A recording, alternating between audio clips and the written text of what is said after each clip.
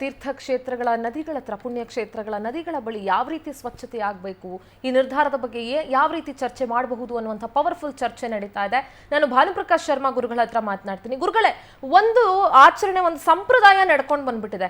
ಅಂದ್ರೆ ಈಗ ಯಾವುದಾದ್ರೂ ಒಂದು ವೈದಿಕ ಕಾರ್ಯಕ್ರಮನೋ ಇನ್ನೇನೋ ಒಂದು ಆಚರಣೆ ನದಿ ತೀರದಲ್ಲಿ ಮಾಡಿದ್ರು ಒಂದಷ್ಟು ಪೂಜೆ ಪುನಸ್ಕಾರ ಅಂತಂದ್ರೆ ಆ ಸ್ನಾನ ಮಾಡಿರ್ತಾರಲ್ಲ, ಒದ್ದೆ ಬಟ್ಟೆ ಇರುತ್ತಲ್ಲ, ಅದನ್ನ ಹಲವಾರು ಕಡೆ ನಾನು ಕೇಳಿಸ್ಕೊಂಡಿದ್ದೀನಿ. ಒಂದಷ್ಟು ಜನ ಜ್ಯೋತಿಷ್ಯರು ಅಥವಾ ಇನ್ನೊಂದಷ್ಟು ಜನ ಏನ್ ಹೇಳ್ತಾರೆ, ನೀವು ಸ್ನಾನ ಮಾಡಿ ಬಟ್ಟೆಯನ್ನ ನದಿಯಲ್ಲೇ ಬಿಟ್ಟು ಬರಬೇಕು ಅನ್ನುವಂಥ ಮಾತಿದೆ. ನೀವು ಕೂಡ ಕೇಳಿರ್ತೀರಿ ಅದನ್ನ. ಏನ್ ಹೇಳ್ತೀರಿ? ಆ ರೀತಿಯಾದಂತಹ ಯಾವ್ದಾದ್ರು ಶಾಸ್ತ್ರ ಇದೆಯಾ? ಆ ರೀತಿಯಾದಂತಹ ಸಂಪ್ರದಾಯ ಇದೆಯಾ? ಅಥವಾ ಇದಕ್ಕೆ ಯಾಕೆ ಆರಂಭ ಆಯ್ತು?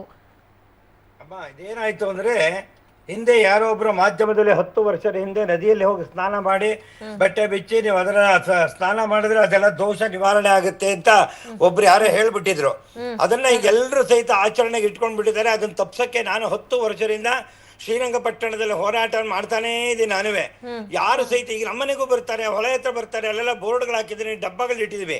ನಿಮ್ದು ಕರ್ಮ ಆದ ತಕ್ಷಣ ಅದನ್ನ ಸ್ನಾನ ಮಾಡಿದ್ಮೇಲೆ ಆ ಒದ್ದೆ ಬಟ್ಟೆಗಳನ್ನ, ಒಳ ಉಡುಪುಗಳನ್ನ ಎಲ್ಲವನ್ನ ನದಿಯ ಡಬ್ಬದಲ್ಲಿ ಹಾಕಿ ಅಂತೇಳಿ ಸ್ವಲ್ಪ ಈ ಪರವಾಗಿಲ್ಲ ಶ್ರೀರಂಗಪಟ್ಟಣದಲ್ಲಿ ನಡೀತಾ ಇದೆ.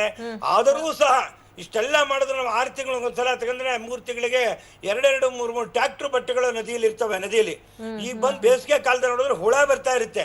ಅದೇ ನೀರು ಪುನಃ ಮಳೆ ಬಂದಾಗ ಕೊಚ್ಕೊಂಡು ಹೋಗುತ್ತೆ. ಆದ್ರಿಂದ ಇದಕ್ಕೇನಾದ್ರೂ ಒಂದು ಸರ್ಕಾರ ಸರಿಯಾದ ನಿಗದಿತ ಕೆಲಸ ಮಾಡಬೇಕು. ನಾನೇ ಪ್ರತಿದಿನ ಮೊನ್ನೆ ದಿವಸ ಹೊಳೆಗೆ ಹೋಗ್ತೀನಿ ಬೆಳಗ್ಗೆ ಹೊತ್ತು, ಅಲ್ಲಿ ನನ್ನ ಎದುರಿಗೆ ಬಟ್ಟೆ ಎಸಿತಾರೆ. ಕೇಳಿದ್ರೆ ನೀವ್ಯಾರು ಕೇಳಕ್ಕೆ ಅಂತಾರೆ. ನಮ್ಗೇನು ಅದಕ್ಕೆ ಪವರ್ ಇಲ್ಲ. ಆಮೇಲೆ ಬೋರ್ಡ್ ಹಾಕ್ಬಿಟ್ರೆ ಜನ ಬೋರ್ಡ್ ಓದಲ್ಲ, ಅದ್ರ ಮೇಲೆ ಬಟ್ಟೆ ಒಣಗಾಕ್ತಾರೆ. ಆಮೇಲೆ ಬರೀ ಬಟ್ಟೆ ಒಣಗಾಕೋದ್ರಿಂದ ಪ್ಲಾಸ್ಟಿಕ್ ಮಲಿನ ನಾವು ಕಾಪಾಡಕ್ಕಾಗಲ್ಲ. ಪ್ರತಿ ಊರಿನ ನದಿಗಳ ದಡದಲ್ಲಿರತಕ್ಕಂಥ ಎಲ್ಲ ಊರಿನ ಕಶ್ಮಲ ತ್ಯಾಜ್ಯಗಳು ಎಲ್ಲವೂ ಸಹ ನದಿಯೇ ಹೋಗುತ್ತಾ ಇದೆ. ಈಗ ಕಾವೇರಿ ಭಾಗಮಂಡಲದಿಂದ ಪೂಂಪುಹಾರ್ವರೆಗೆ 850 ಕಿಲೋಮೀಟರ್ ಹರಿದ್ರೆ ಕುಶಾಲನಗರದ ಮಲಿನ ತ್ಯಾಜ್ಯಗಳು, ಒಳಚರಂಡಿ ವ್ಯವಸ್ಥೆಗಳು ಎಲ್ಲ ಏನೇನಿದೆ ಲ್ಯಾಬರೇಟರಿ ನೀರೆಲ್ಲ ಆ ನದಿಗೆ ಬಿಡೋದು, ಪುನಃ ಕೆಳ ಬರ್ತಾ ಇನ್ನೊಂದು ಊರಲ್ಲಿ ಅಲ್ಲೇ ಬಿಡೋದು, ನಮ್ಮೂರಲ್ಲೂ ಅಲ್ಲಿಗೆ ಬಿಡೋದು, ಮುಂದಿನ ಊರಲ್ಲೂ ಅಲ್ಲಿಗೆ ಬಿಡೋದು. ಮೈಸೂರಿನ ಚಿಕ್ಕ ಪುಟ್ಟ ಕಾರ್ಖಾನೆಗಳಿದೆ, ಅವೆಲ್ಲವೂ ಸಹಿತ ನಾಲೆಗಳ ಮುಖಾಂತರವಾಗಿ, ಚಂದಗಾಲ ಮುಖಾಂತರವಾಗಿ ಬಂದು ಅಲ್ಲೇ ಸೇರುತ್ತೆ. ನಾವು ಈ ಚಿಕ್ಕದ ಯಾವುದು ಸೋಪು ಶಾಂಪು ಒಂದೇ ಅಲ್ಲ, ಅಲ್ಲಿ ಪರಿಸರದಲ್ಲಿ ಹಿಂದೆ ನಾನು ಚರ್ಚೆ ಮಾಡಿದಾಗ ಮೈಸೂರು DC ಶಿಕಾವ್ರು ಇದ್ದಾಗ ನಾನು 14 ಫ್ಯಾಕ್ಟ್ರಿಗಳ ಮೇಲೆ ಇದನ್ನೆಲ್ಲ ನಾವು ಹೋರಾಟ ಮಾಡಿದ್ದೆ. ಯಾಕೋಸ್ಕರ ಅಂದರೆ ಅದನ್ನು ಏನಿದೆ, ಆಯಾ ಊರಿನಲ್ಲಿ ಪುರಸಭೆಗಳಿಂದ 2 ಎಕರೆ ಜಾಗದ ಮೇಲೆ ಆ ಮಲಿನಗಳೆಲ್ಲ ಹರಿಸಿ ತಿಳಿ ನೀರನ್ನು ಬಿಡಬೇಕು ಅಂತ ಇದೆ. ಅದು ಸರ್ಕಾರದ ಹೋರಾಟದಲ್ಲೇ ಇದು ಮೊದಲು ಬರಬೇಕು. ಯಾಕೆಂದ್ರೆ ಮಲಿನ ಆಗ್ತಿರೋದು ಬರೀ ಇದೊಂದರಿಂದ ಅಂತಲ್ಲ, ನಮಗೆ ಮುಂದಿನ ಊರಲ್ಲಿ ಕುಡಿತಾರೆ. ಈ ನಿಮಿಷಾಂಬ ದೇವಸ್ಥಾನದಲ್ಲಿ ಸ್ನಾನ ಮಾಡಬೇಕು. ಈ ಕಡೆಯಿಂದ ಎಲ್ಲ ಕಡೆಯಿಂದ ತ್ಯಾಜ್ಯಗಳು ಬಿಟ್ಟರೆ ಅಲ್ಲಿ ಮಡಿಯಲ್ಲಿ ಬರುತ್ತೆ, ಆ ಸ್ನಾನ ಎಲ್ಲಿ ಬರುತ್ತೆ, ಒಳ್ಳೆ ನೀರಲ್ಲಿ ಹೋಗುತ್ತೆ. ಇದೆಲ್ಲವೂ ಸಹಿತ ಪ್ರತಿ ಊರಿನ ಸ್ಥಾನ ಘಟ್ಟಗಳಲ್ಲಿ ಪುರಸಭೆಯಿಂದಲೂ ಮಾಡಬೇಕು. ನಮ್ಮ ಥರ ಅಲ್ಲೆಲ್ಲ ಒಂದು ಕ್ಲೀನಾಗಿ ಸರ್ಕಾರನೇ ಒಬ್ಬರು ನೇಮಕ ಮಾಡಬೇಕು. ಬೈಕ್ಗಳನ್ನು ಹಾಕಿ 6 ತಿಂಗಳು ನೀವು ಕಾಪಾಡ್ಕೊಂಬನ್ನಿ, ಆಮೇಲೆಲ್ಲ ಸರಿ ಹೋಗುತ್ತೆ. ಅಲ್ಲಿವರೆಗೂ ಸಹಿತ ದೇವಸ್ಥಾನದ ಆಡಳಿತ ಮಂಡಳಿಗಳು ಒಂದಷ್ಟು ಜನ ವಾಲಂಟಿಯರ್ಸ್ಗಳನ್ನ ಅಲ್ಲಿ ನಿಯೋಜಿಸಬಹುದು ಅನ್ಸುತ್ತೆ ಗುರುಗಳೇ. ಆಗಲ್ಲಮ್ಮ, ಅವ್ರ ಮಾತು ಕೇಳಲ್ಲ. ಅವರು ಜಗಳ ಹತ್ಕೊಂಡ್ಬಿಡುತ್ತೆ. ನೀವ್ಯಾರು ಕೇಳಕ್ಕೆ, ದೊಳೆ ನೀರು ದೊಣ್ಣೆ ನಾಯಕ ಯಾರು ಅಂತಾರೆ. ಸರ್ಕಾರದ ಅಧಿಕೃತವಾಗಿ ಇಲ್ಲದೆ ಇದ್ರೆ ಯಾರು ಬೆಲೆ ಕೊಡಲ್ಲ. ಯಾಕಂದ್ರೆ ಶಾಂಪೂ ಸೋಪುಗಳು ಹಾಕೊಂಡು ಬಿದ್ದಿದಾರಮ್ಮ, ತಲೆ ಬುರುಡೆ ಬರ್ಕೊಂಡಿದ್ದಾರೆ. ದೊಡ್ಡ ದೊಡ್ಡ ನ್ಯಾಯಾಧೀಶರೇ ಬಿದ್ದಿದ್ದಾರೆ. ನಾನು ನೋಡಿದ್ದೀನಿ, ಅವ್ರ ಹೆಸರು ಹೇಳಬಾರ್ದು ಪಾಪ. ಅಲ್ಲೋಗಿ ಸೋಪ್ ಇಟ್ಬಿಡ್ತಾರೆ, ಅರ್ಧ ಬೆಳಗಿನ ಜಾವ ಸ್ನಾನಕ್ಕೆ ಹೋಗಿ ಬಿದ್ದೋಗ್ತಾರೆ. ಇದೆಲ್ಲವನ್ನು ಸಹಿತ ಶಾಂಪೂಗಳಂತ ಕೇಳೋ ಹಾಗೆ ಅಲ್ಲ ನೀವು. ಅವರು ಹೊಳೆ ಇದೆಲ್ಲ ಸೋಪು ಎಲ್ಲ ತರಲ್ಲ ಮನೆಯಿಂದ, ಅಲ್ಲೇ ಶಾಂಪೂ ಪ್ಯಾಕೆಟ್ ತಗೋತಾರೆ, ಅದನ್ನ ಉಜ್ಜಿಬಿಡ್ತಾರೆ. ಹೊಳೆ ಬಂಡೆ ಮೇಲೆ ಬಿದ್ದು ಬೇಕಾದ ತೊಂದರೆಗಳು ಆ ಥರ ಆಗ್ತಾ ಇದೆ. ಮತ್ತೆ ನದಿಯ ಅಲ್ಲಿ ಪೂಜಾ ದ್ರವ್ಯಗಳು, ಪ್ಲಾಸ್ಟಿಕ್ ಕವರ್ಗಳು ಅದನ್ನೆಲ್ಲ ತಗೋತಾರೆ, ಪೂಜೆ ಆದ ತಕ್ಷಣ ಅಲ್ಲೇ ಹಾಕ್ತಾರೆ. ಇದೆಲ್ಲ ಇದಕ್ಕೆ ಇನ್ನೊಂದು ಆಡ್ ಮಾಡ್ತೀನಿ ನಾನು. ಒಂದ್ ನಿಮಿಷ ಸುರೇಶ್ ಸರ್ ಹತ್ರ ಮಾತನಾಡಿ ಬರ್ತೀನಿ. ಸರ್, ಪರಿಸರವನ್ನ ಸ್ವಚ್ಛವಾಗಿ ಇಟ್ಕೊಳ್ಬೇಕಾಗಿರೋದು ಇಟ್ಸ್ ಅ ಬೇಸಿಕ್ ಸೆನ್ಸು. ಪ್ರತಿಯೊಬ್ಬ ನಾಗರಿಕನಿಗೂ ಕೂಡ ಅದ್ರ ಬಗ್ಗೆ ಗಮನ ಇರಬೇಕು. ಆದ್ರೆ ಎಲ್ಲೋ ಒಂದ್ ಕಡೆ ನಾವೆಲ್ಲರೂ ನಾಗರಿಕರು ಅಂತ ಹೇಳ್ಕೊಳ್ತಾ ಇದೀವಿ, ಆದ್ರೆ ನಾವು ಮಾಡ್ತಿರುವಂತ ಕೆಲಸ ನೋಡಿದ್ರೆ ಹೆಂಗಪ್ಪ ಸರಿ ಮಾಡೋದು? ಆ ನದಿ ಪಾತ್ರದಲ್ಲಿ ಆ ಪ್ರಕೃತಿನೇ ಹಾಳಾಗ್ತಾ ಇದೆ, ಆ ಜಲಚರಗಳು ಕೂಡ ಒದ್ದಾಡ್ತಾ ಇದ್ದಾವೆ. ಇದೆಲ್ಲವೂ ಕೂಡ ನಡೀತಾ ಇದೆ ಸರ್. ನನಗೆ ಕೇಳಿದ್ರ ನೀವು? ಹೌದು ಹೌದು. ನೋಡಿ, ಈಗ ಇದು ಜನರು ಹೋಗಿ ಸ್ನಾನ ಮಾಡೋದಷ್ಟೇ ಅಲ್ಲ. ನಾನು ಅನೇಕ ಸರ್ತಿ ನೋಡಿದ್ದೇನೆ. ನಾವು ಕಾವೇರಿ ನದಿ ದಂಡಿ ಮೇಲೆ ಅಲ್ಲಿ ಹೋಗಿ ಊಟ ತಗೊಂಡು ಹೋಗ್ತಾರೆ, ಊಟ ಮಾಡ್ತಾರೆ ದಂಡೆ ಮೇಲೆ ಕೂತ್ಕೊಂಡು. ಆಮೇಲೆ ಉಳಿದದ್ದನ್ನೆಲ್ಲ ಕೆರೆ ಒಳಗೆ ಒಗಿತಾರೆ. ಅದರ ಜೊತೆಗೆ ಎಲೆ ಒಗಿತಾರೆ, ಬಟ್ಟೆ ಒಗಿತಾರೆ, ಎಲ್ಲನೂ ಮಾಡ್ತಾರೆ ಈ ಥರ. ನಮಗೆ ಯಾಕಂತಂದ್ರೆ ಇದರ ಬಗ್ಗೆ ತಿಳುವಳಿಕೆ ತುಂಬ ಕಡಿಮೆ ಇದೆ. ನಾವು ಸ್ಕೂಲ್ನಲ್ಲಿ ಪರಿಸರದ ಬಗ್ಗೆ ಪಾಠ ಮಾಡಲಿಲ್ಲ. ಸ್ಕೂಲ್ ಮಕ್ಕಳಿಗೆ ಬರೀ ಅಲ್ಲೇ ಒಂದು ಪ್ರಾಣಿ ಏನು ಕಾಡೇನು ಅಂತ ಅಷ್ಟೇ ಹೇಳ್ತೇವೆ ವಿನಃ ನಮ್ಮ ಸಣ್ಣ ಪುಟ್ಟ ವಿಚಾರಗಳ ನೀರು ಎಲ್ಲಿಂದ ಬರ್ತದೆ ಅಂತ ಮಕ್ಕಳು ಕೇಳಿದರೆ ಗೊತ್ತಿಲ್ಲ. ಇವತ್ತು ಇವಾಗ ಕುಡಿಯೋ ನೀರಿಂದ ಎಲ್ಲಿ ಬರ್ತದೆ? ನಿನ್ನೆ ಮೊನ್ನೆ ಕೂಡ ನಾನು ಇನ್ನು ವರ್ತೂರು ಕೆರೆ ಹೋಗಿದ್ದೆ. ವರ್ತೂರು ಕೆರೆ ಎಲ್ಲಿಂದ ನಮ್ಮನ್ನು ಒಂದು ಅರ್ಥ ಮಾಡ್ಕೋಬೇಕು. ಆ ಕೆರೆ ಸುತ್ತಮುತ್ತ ಸುಮಾರು 25 ವರ್ಷದ ಹಿಂದೆ ಒಂದು ಫಿಲ್ಮ್ ಕೂಡ ಶೂಟಿಂಗ್ ಮಾಡಿದ್ವಿ. ಅಲ್ಲಿ ಅನೇಕ ರೀತಿಯ ತರಕಾರಿಗಳು ಬೆಳೀತಾರೆ, ಅನೇಕ ರೀತಿಯ ರಾಗಿ ಇಂಥವೆಲ್ಲ ಬೆಳೆದು ಅದೇ ನೀರು ಕುಡಿತಾ ಇದ್ರು ಜನ. ಆದರೆ ಇವತ್ತಲ್ಲಿ ಅಪಾರ್ಟ್ಮೆಂಟ್ಗಳು ಬಂದೆ, ಶಾಪಿಂಗ್ ಮಾಲ್ಗಳು ಬಂದಿದ್ದಾವೆ, ಮನೆಯಲ್ಲಿನ ತ್ಯಾಜ್ಯ ಎಲ್ಲ ಅಲ್ಲಿ ಬಿಡ್ತಾ ಇದ್ದಾರೆ. ಇವನ್ನೆಲ್ಲ ಯಾರು ಹೇಳ್ತಾ ಇಲ್ಲಲ್ಲ. ಈಗ ಬರೇ ನಾವು ಈಗ ನಮ್ಮ ಸಚಿವರು ಹೇಳಿದ್ದಾರೆ ಒಂದು 500 ಮೀಟರ್ನಲ್ಲಿ ಸೋಪು ಇನ್ನೊಂದು ಶಾಂಪು ಎಲ್ಲ ಬಿಡಬಾರ್ದು ಅಂತ. ಬಟ್ ನಮ್ಮ ಸಿಟಿಯಲ್ಲೇ ನಡೀತದೆ ಅಲ್ಲ. ಸಿಟಿಯಲ್ಲಿ ಬಹಳ ಜನ ಎಲ್ಲ ಕಾರ್ನಲ್ಲಿ ಓಡಾಡ್ತಾರೆ, ಮೋಟರ್ ಸೈಕಲ್ ಮೇಲೆ ಓಡಾಡ್ತಾರೆ, ಅನೇಕ ರೀತಿ ಒಳ್ಳೆ ಪ್ಯಾಂಟ್ ಗಿಂಟೆಲ್ಲ ಹಾಕ್ತಾರೆ. ಆದರೆ ತಮ್ಮ ತ್ಯಾಜ್ಯಗಳನ್ನೆಲ್ಲ ಕೆರೆಯಲ್ಲೇ ಬಿಡ್ತಾ ಇದ್ದಾರೆ. ಈ ರೀತಿ ನಮ್ಮ ಹಲವಾರು ರೀತಿಯಲ್ಲಿ ನಾವು ನಮ್ಮ ಅರಿವನ್ನ ಮಕ್ಕಳಲ್ಲಿ ಮೂಡಿಸ್ತಾ ಹೋಗ್ಬೇಕು. ಕೇಳಿ ಒಂದು ಅನೇಕ ರೀತಿಯಿಂದ ನಮ್ಮ ನದಿಗಳು ಹಾಳಾಗಿದ್ದಾವೆ. ನಮಗೆ ಅರ್ಥ ಆಗಬೇಕು. ಅದೇ ನೀರು ನಾವು ಕುಡಿತಾ ಇದ್ದೇವೆ, ಅದನ್ನು ಸ್ವಚ್ಛ ಮಾಡಬೇಕು. ಅದನ್ನು ಸ್ವಚ್ಛ ಮಾಡ್ಬೇಕಂತಂದ್ರೆ ಅದಕ್ಕೆ ಎನರ್ಜಿಗಳು ಬೇಕು, ಅದಕ್ಕೆ ಕೆಮಿಕಲ್ಸ್ ಬೇಕು. ಅನೇಕ ಕೋಟ್ಯಾವಧಿ ರೂಪಾಯಿಗಳನ್ನು ಹಾಕಿ ನಾವು ಇವತ್ತು ನೀರನ್ನು ಸ್ವಚ್ಛ ಮಾಡಿ ಮತ್ತೆ ಪುನಃ ಕೊಡ್ತಾ ಇದ್ದೇವೆ. ಯಾಕೆ ಇದು ಅರ್ಥ ಆಗ್ತಾ ಇಲ್ಲ? ಇದನ್ನು ನಾವು ಅರ್ಥ ಮಾಡ್ಬೋದು. ಈಗ ಅನೇಕ ರೀತಿಯಿಂದ ನಾವು ನೋಡಿ, ಈಗ ಬೆಂಗಳೂರು ಮಹಾನಗರ ಕಟ್ಟಿ ಕುಡಿಯುವ ನೀರು ಸುಮಾರು 50-60 ಕೆರೆಗಳನ್ನು ನಾಶ ಮಾಡಿದ್ದೀವಿ.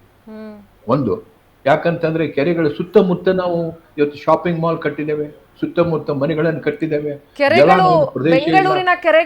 ಜಲಾನಯನ ಪ್ರದೇಶ ಇದ್ದಿದ್ದರೆ ನೋಡಿ, ಜಲಾನಯನ ಪ್ರದೇಶ ಸಾಕಷ್ಟು ಇರಬೇಕು ಒಂದು ಕೆರೆಗೆ, ನದಿಗೆ. ಆ ಜಲಾನಯನ ಪ್ರದೇಶ ಇದ್ರೆ ಮಳೆ ಬಂದದ್ದು ಅಲ್ಲಿ ಹೋಗಿ ಮಳೆ ಬಿದ್ದು ಅಲ್ಲಿಂದ ನುರಿಸುವಂತ ಈ ಮೈಕ್ರೋ ನ್ಯೂಟ್ರಿಯೆಂಟ್ಸ್ ತಗೊಂಡು ನೀರೊಳಗೆ ಹೋಗುತ್ತೆ ಎಲ್ಲಾನು. ಅವಾಗ ಮೀನು ಏಡಿ ಎಲ್ಲ ಬದುಕ್ತದೆ. ನಾವು ಈ ಅವೇರ್ನೆಸ್ ಅನ್ನ ಸ್ಕೂಲ್ಗೆ ಕೊಡಬೇಕು. ಕೊಡ್ಲಿಲ್ಲ ಅಂತಂದ್ರೆ ನಾವು ಖಂಡಿತವಾಗಿ ನೀರನ್ನ ಶುದ್ಧವಾಗಿ ಇಡ್ಲಿಕ್ಕೆ ಬಹಳ ಕಷ್ಟ ಆಗತ್ತೆ. ಇವತ್ತು ಆದೇಶ ಹೋಗಿದೆ.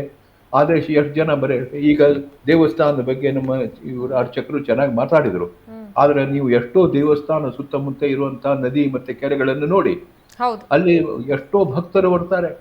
ಎಲ್ಲ ಹೊಲಸು ನದಿಗಳಲ್ಲೇನೆ ಚೆಲ್ತಾರೆ ಅವರು, ಎಲ್ಲ ಊಟ ಚೆಲ್ತಾರೆ, ಪಂಜೆ ಎಲ್ಲ ಮಾಡ್ತಾರೆ. ಸೊ ಇದನ್ನು ಯಾರು ಹೇಳೋರು? ಆದ್ದರಿಂದ ನನಗೆ ಹೇಳೋದು, ಅರಿವು ಚಿಕ್ಕ ಮಕ್ಕಳಿಂದ ಮೂಡಬೇಕು. ನಮ್ಮ ಕೆರೆಗಳು ಸ್ವಚ್ಛವಾಗಿರ್ಬೇಕು. ಕೆರೆ ಸ್ವಚ್ಛ ಆದ್ರೆ ಅದರಿಂದ ಏನೇನಾಗತ್ತೆ ಇವೆಲ್ಲನೂ ಹೇಳಿದಾಗ ಸ್ವಲ್ಪ ಅವೇರ್ನೆಸ್ ಬಂದ್ರೆ ಮುಂದೆ ಭವಿಷ್ಯದಲ್ಲಿ ಚೆನ್ನಾಗಿ ಉಳಿಲಿಕ್ಕೆ ಸಾಧ್ಯ.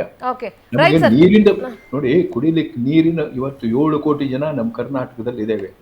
ಇವತ್ತು ಒಂದು ಹನಿ ಬೆಂಗಳೂರಲ್ಲಿ ಕುಡಿಯೋ ನೀರಿನ ತಾಪತ್ರ ಇಷ್ಟಾಗತ್ತೆ ಇನ್ನು ಮುಂದೆ ಅಂತಂದ್ರೆ ಅಂತರ್ಜಲ ಹಾಳು ಮಾಡಿದ್ದೇವೆ. ಅಂತರ್ಜಲ ಕೂಡ ಕಲುಷಿತ ಆಗಿದೆ ಇವತ್ತು. ಯಾಕಂತಂದ್ರೆ ಅಂತರ್ಜಲ ಸುಮಾರು 1600 ಫೂಟ್ ಹೋದ್ರೆ ಓಕೆ, ಕೆಳಗೆ ಬಂಡೆ ಬಂದ್ರೆ ಬಂಡೆ ಕೆಳಗೂ ಕೂಡ ಕಲುಷಿತ. ಓಕೆ ಸರ್, ಓಕೆ, ಗುರುಗಳ ಹತ್ರ ಮಾತನಾಡ್ಬಿಡ್ತೀನಿ ಒಂದ್ ನಿಮಿಷ. ಗುರುಗಳೇ, ಈಗ ನನಗೆ ಒಂದು ವಿಚಾರವನ್ನ ನೀವು ಸ್ಪಷ್ಟಪಡಿಸಿ. ಈ ನದಿ ಸ್ನಾನ ಅಂದ್ರೆ ಏನು? ಅದೇನು ಶಾಂಪೂ ಸೋಪು ಹಾಕೊಂಡು ಬಾತ್ರೂಮ್ ಅಲ್ಲಿ ಸ್ನಾನ ಮಾಡ್ದಂಗ, ಅಥವಾ ನದಿ ಸ್ನಾನ ಅಂದ್ರೆ ಹೆಂಗೆ? ನದಿ ಸ್ನಾನಕ್ಕೆ ಶಾಸ್ತ್ರಕಾರರು ಬರೆದರು ಮಹಾನದಿಗಳು ಅಂತೇಳಿ. ಎಲ್ಲ ನದಿಗಳಿಗೂ ಪುಣ್ಯ ನದಿಗಳು. ನೀವು ಅಲ್ಲಿ ಸ್ನಾನ ಮಾಡಬೇಕಾದ್ರೆ ಫಸ್ಟ್ ಮನೆಯಲ್ಲೇ ಸ್ನಾನ ಮಾಡಬೇಕು ಅಂತ ಬರೆದಿದ್ದಾರೆ. ಯಾಕೆಂದ್ರೆ ಅದನ್ನು ಗಲೀಜು ಮಾಡಬಾರದು, ಶುಚಿತ್ವ ಉಳಿಸ್ಬೇಕು. ಆ ನದಿ ಪರ್ವತ ಕಾಲ ನದಿಗಳು ಅಂತ ಕರೀತಾರೆ. ಆದ್ದರಿಂದ ನದಿಯಲ್ಲಿ ಸ್ನಾನ ಮಾಡುವಾಗ ದಯವಿಟ್ಟು ಎಲ್ಲರಿಗೂ ಹೇಳ್ತಾ ಇದೀವಿ, ಯಾರು ಸಹಿತ ಅದನ್ನ ನೀರು ಬಹಳ ವಿಶೇಷವಾದಂತಹದ್ದು. ಅದನ್ನು ದೇವತೆಗಳ ವಾಸಸ್ಥಳ. ಅದನ್ನು ನಾವು ಮುಳುಗಿ ಸ್ನಾನ ಮಾಡುವಾಗ ನಂತರ ಬಟ್ಟೆಗಳನ್ನ ಕಲ್ಮಶಗಳನ್ನ ದಯವಿಟ್ಟು ನದಿಯಲ್ಲಿ ಹಾಕ್ಬೇಡಿ. ಟಿವಿನವರೇ ನೀವು ಸ್ಲೋಗನ್ ಅಲ್ಲಿ ಅಡ್ವರ್ಟೈಸ್ಮೆಂಟ್ ಕೊಡಬೇಕು. ನಾನು ಎಲ್ಲ ಮಾಧ್ಯಮದವ್ರ ಜೊತೆಗೆ ಅವರು ಮಾಡಿದ್ರೇನೆ ಇದು ನಮ್ಮನ್ನು ಉಳಿಸಕ್ಕಿರೋದು ಒಂದೇ ಒಂದು ಮಾಧ್ಯಮ ಅಂದ್ರೆ ಟಿವಿ ಮಾಧ್ಯಮ ಮಾತ್ರ. ದಯವಿಟ್ಟು ಅದನ್ನು ಹಾಕಿದ್ರೆ ಆಮೇಲೆ ಸರ್ಕಾರದವ್ರಿಗೆ ಅನ್ಯೂನವಾಗಿ ಅದನ್ನು ರಕ್ಷಣೆ ಮಾಡುವಂತ ಕೆಲಸ ಆಗಲಿ ಅನ್ನತಕ್ಕಂಥದ್ದನ್ನು ತಿಳಿಸ್ತಾ ಇದ್ದೀವಿ. ಓಕೆ, ಥ್ಯಾಂಕ್ ಯು ಗುರುಗಳೇ, ಪವರ್ ಟಿವಿಯಲ್ಲಿ ಚರ್ಚೆಯಲ್ಲಿ ಭಾಗಿಯಾಗಿದ್ದಕ್ಕೆ.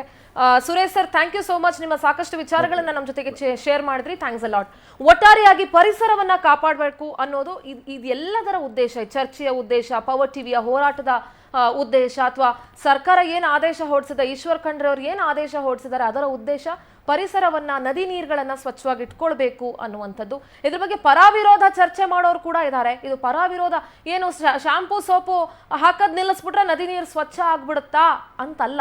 ಅದು ಒಂದರಿಂದ ಆಗಲ್ಲ. ಅದು ಎಲ್ರಿಗೂ ಗೊತ್ತಿದೆ.